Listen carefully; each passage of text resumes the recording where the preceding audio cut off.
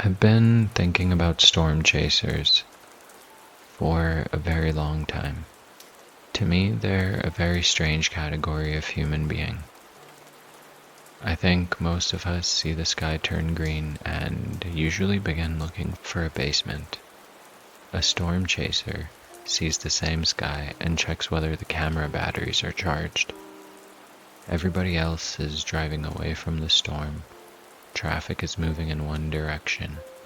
The radio is telling people to take shelter. Windows are being boarded up. Somewhere, a sensible man is bringing his lawn furniture inside. Then, one truck turns around.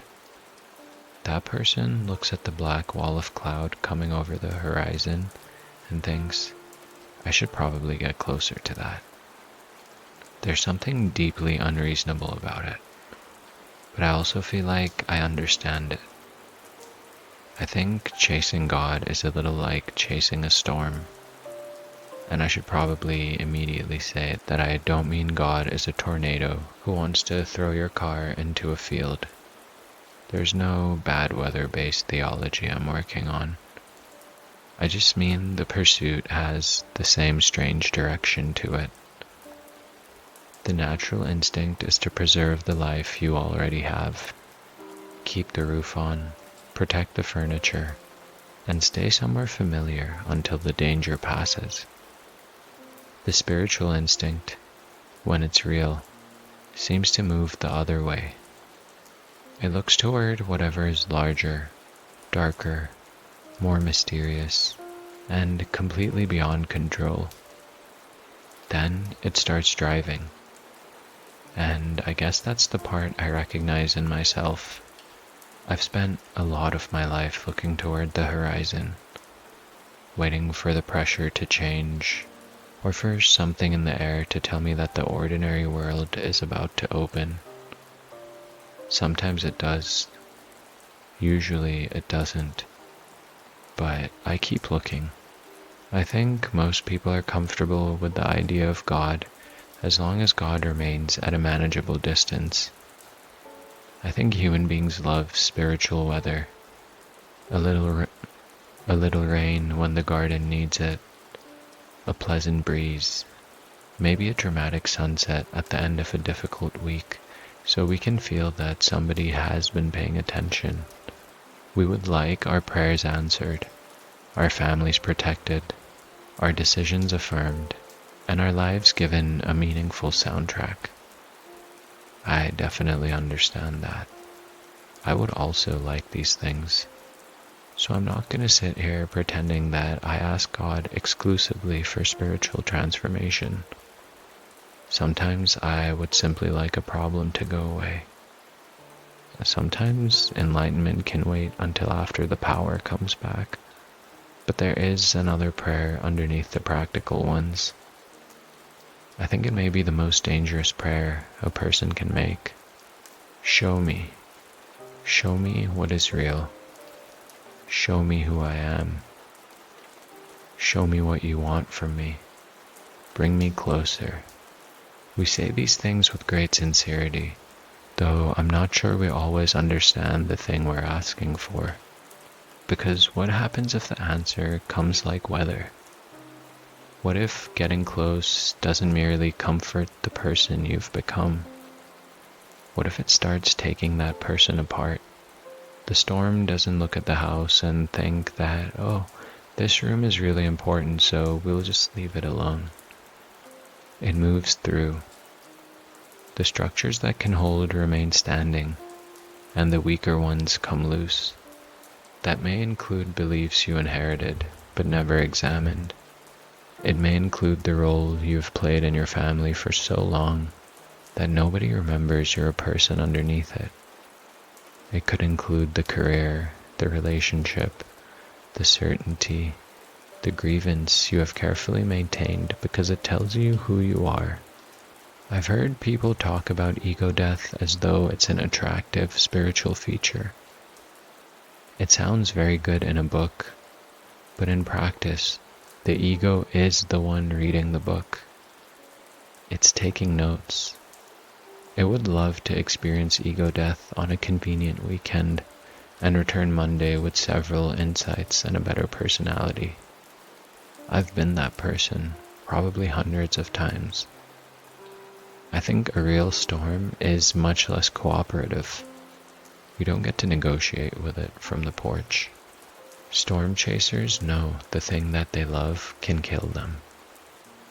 That's part of what makes the whole activity difficult to explain to a sensible person. You're driving toward lightning. You're trying to get close enough to witness something extraordinary while remaining far enough to survive it. I feel that tension in spiritual seeking as well. Everybody wants illumination, but nobody wants to be struck. We want enough truth to make life meaningful, though perhaps not enough to make our current life impossible to continue. A genuine insight can be extremely disruptive. You see something clearly, and now you cannot go back to the person you were 5 minutes earlier. Maybe you recognize how much of your kindness was really fear of disapproval. Maybe you realize the dream you've been pursuing belongs to one of your parents.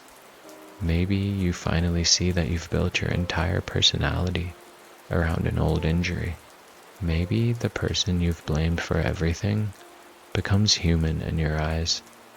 That can feel like being struck. There is a flash. For 1 second, the whole landscape becomes visible. Then darkness returns, but now you know what's out there, and you can't unknow it. This is why people sometimes retreat after spiritual experiences. They get close enough to feel the weather and realize it's not just entertainment. There are serious consequences. You can't sincerely ask to see the truth and then demand that every comfortable illusion remain intact. Well, you can demand it. Human beings demand impossible combinations all the time. We want intimacy without vulnerability, freedom without uncertainty, faith without surrender, transformation without any disruption to the schedule. We want to be struck by lightning, though preferably in a way that improves the lighting in the living room. The house might be the most important part of this metaphor. We spend years building a life. Walls, rooms, habits, names. This is who I am, what I believe, what happened to me. These are the people I trust, and these are the people I will never forgive. This is the kind of person I could never become. Eventually, the structure becomes really familiar and we stop noticing it. We start calling this thing reality. Then we begin asking God to enter that house. We pray for closeness. We meditate, we read, we search. We become very serious about the sacred. But perhaps what we really mean is, please come in, though don't move anything. There are rooms we would rather keep locked. There are old boxes in the basement. There's one supporting wall made almost entirely out of resentment, and we're concerned that removing it could affect the property value. I hope this is making sense. Then the storm arrives, and suddenly we discover how much of our spiritual life was an attempt to get God to reinforce the house. Keep my plans safe. Keep my identity safe. Protect the version of me that I've worked so hard to become. Maybe the house isn't evil. Maybe it even kept you alive. There's nothing shameful about needing shelter. A personality and routine are useful, and a sense of identity helps us move through the world without waking each morning confused about why we own shoes. I think the problem begins when shelter becomes sacred, when maintaining the structure becomes more important than the life inside it. There are times when the house has to shake. A window breaks and rain gets in. The photograph on the wall falls crooked. You see the sky through a place where you previously saw a ceiling, and that's terrifying. But it can also be the first honest view you've had in years. I've had so many of those moments, and each one feels like a reset. I didn't know you could have more than one, but I guess you can. At this point, a reasonable person might ask why anyone would want such a thing. If chasing God can cost comfort, certainty, identity, and possibly the roof, why not stay home? Good question. I have no sensible answer. That may be part of it. The storm chaser seems to not pursue the storm because it's safe. He chases because something happens in him when the sky changes. The air becomes charged. The ordinary landscape turns strange. A field he has passed 100 times starts glowing under that dark sky, as if the world is being redesigned in that very moment. For a few minutes, everything feels alive. The spiritual seeker can recognize that feeling. There are moments when reality becomes thin. Prayer stops feeling like speaking into an empty room. A sentence reaches you at exactly the right time. You sit quietly and experience a stillness that seems far older than your mind. You feel watched over, though nothing has changed visibly. You survive something you were certain would destroy you. You look at another human being, and briefly, their entire existence appears miraculous. These moments are difficult to prove and would not hold up well in court. Still, they alter the person who experiences them. Once you've seen the sky behave that way, ordinary weather is never entirely ordinary again, because you start paying attention. Experienced storm chasers notice things most people miss. The temperature might drop or the wind change direction.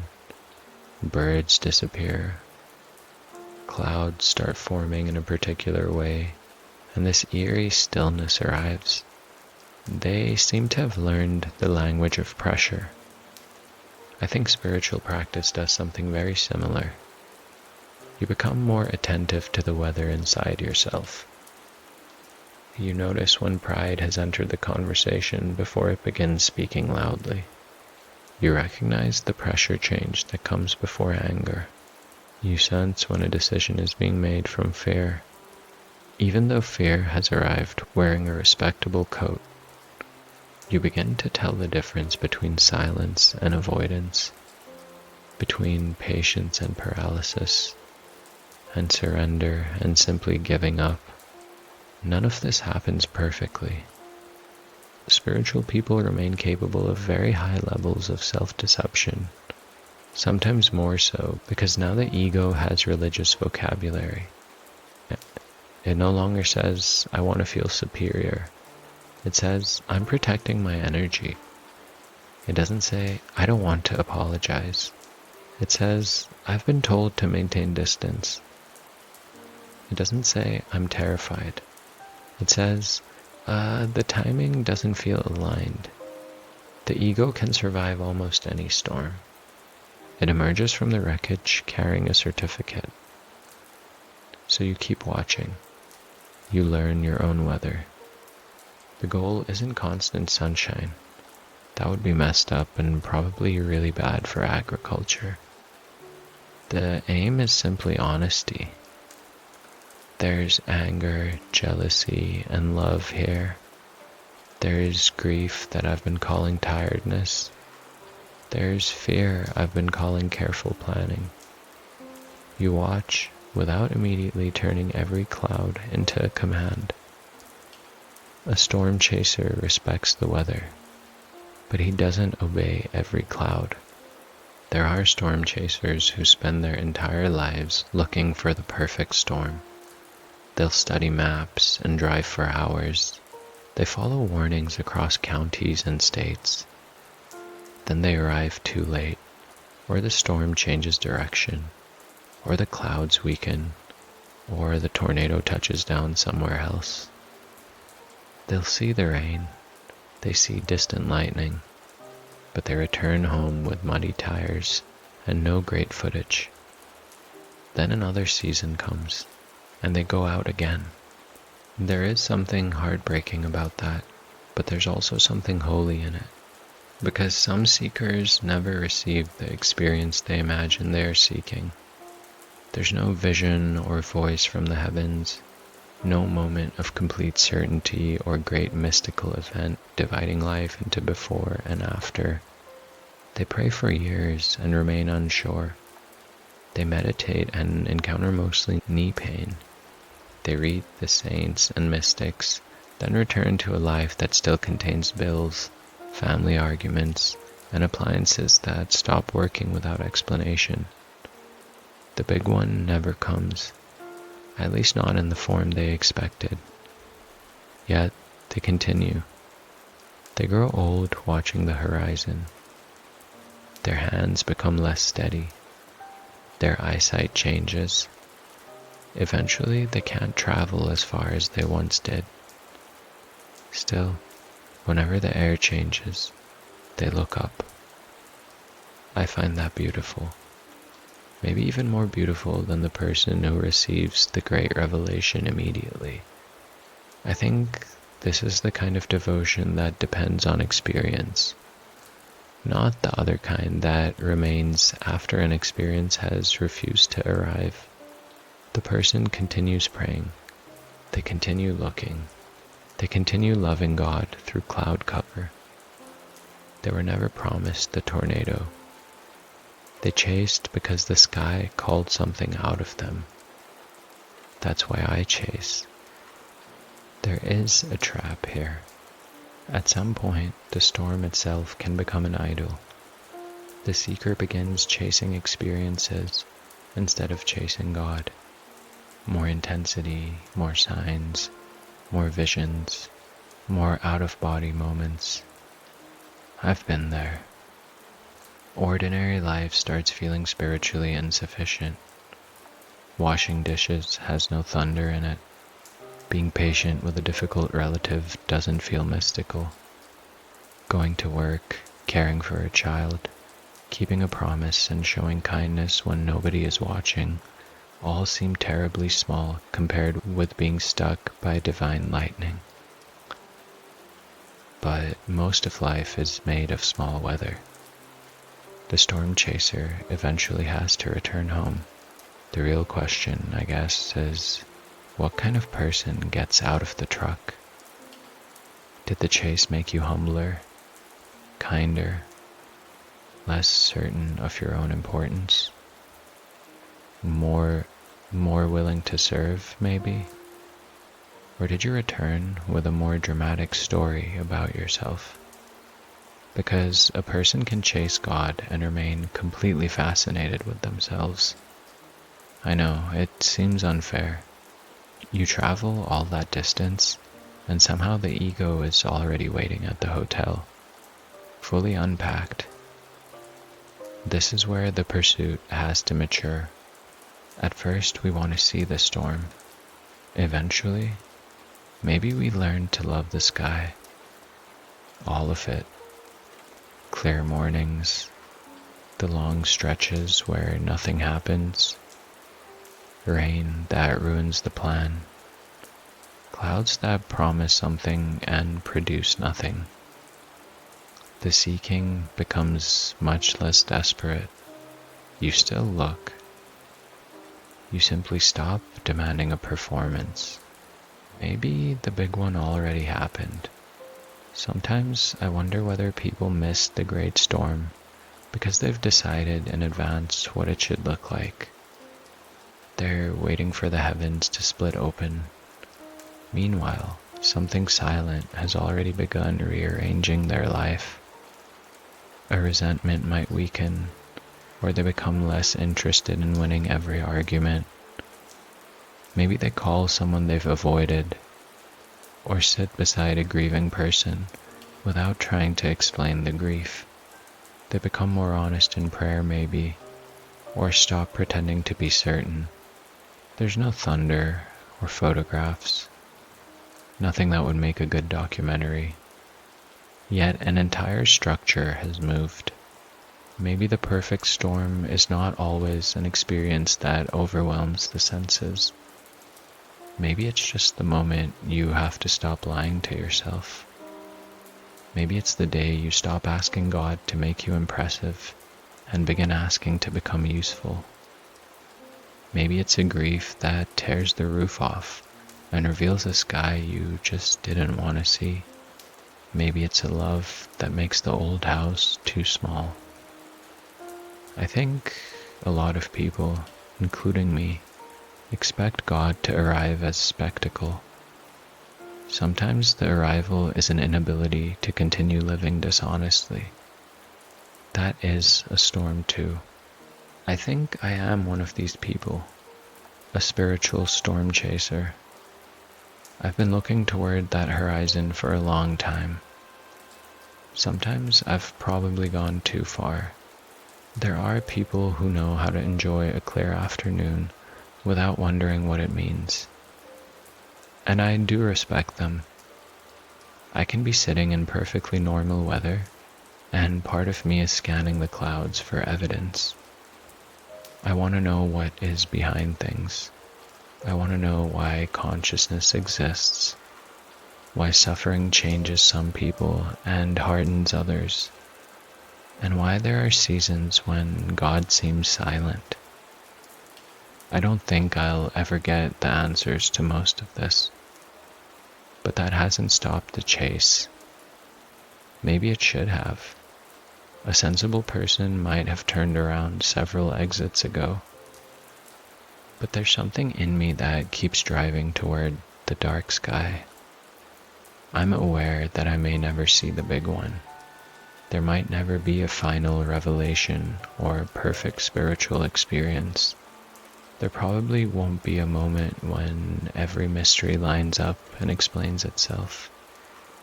I might even get to the end still looking. But for me, there are worse ways to grow old. I can imagine an old storm chaser who can no longer drive. He sits near the window. The equipment is gathering dust. The maps are folded away. His hands remember the steering wheel. Then, one evening, the pressure drops.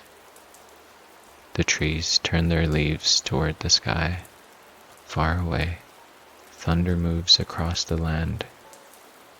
He looks up. He knows the storm is too far away. He knows he won't reach it. Still, something in him becomes young. I think that might just be enough. Perhaps chasing God is not about catching God. Even the language becomes ridiculous when you say it plainly. What would you do if you caught the Creator? Offer him the passenger seat? Ask for directions? The chase may be changing the chaser. You learn to watch and you learn patience because the sky doesn't respond to your schedule.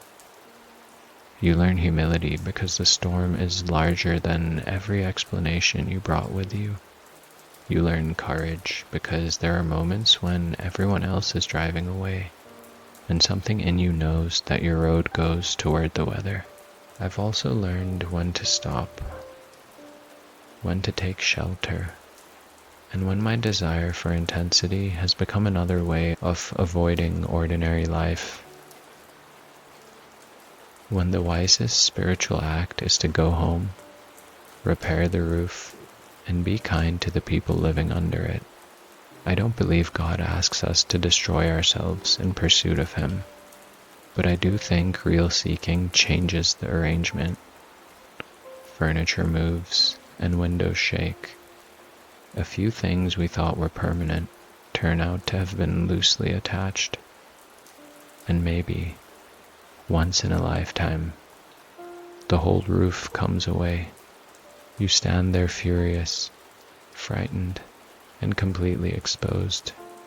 Then you look up, and there's no ceiling. There's only sky. I can't promise that everybody who chases will see the perfect storm. Some people will spend their whole lives following weather that never arrives. They'll drive home beneath clear skies over and over again. Still, I understand why they go. I understand the person who sees the warning and turns the vehicle around. I understand the person who gets close enough to feel the electricity standing their hair on end and knows they may have made a terrible mistake. I understand the old chaser at the window. I think I'm one of them. The pressure changes. Something dark gathers beyond the horizon, and every sensible instinct says to stay where it's safe. And somewhere, underneath all that sense, I hear a voice say, "Go and see." So I get in the truck, and I keep driving toward the storm.